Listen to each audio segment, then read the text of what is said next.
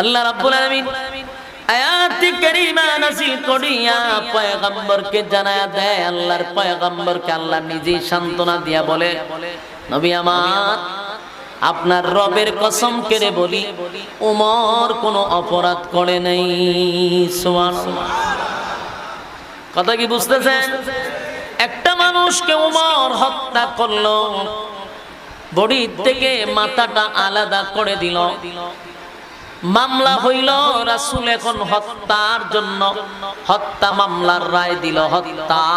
ঠিক এই মুহূর্তে আল্লাহ আয়াত নাজিল করে, আপনার রবের কসম, আল্লাহ নিজেই তার কসম করে বলে, আমি আপনার রবের কসম করে বলি, উমর বিন্দু পরিমাণ কোন নির্দোষ মানুষকে হত্যা করে নাই, দোষী মানুষকে হত্যা করছে।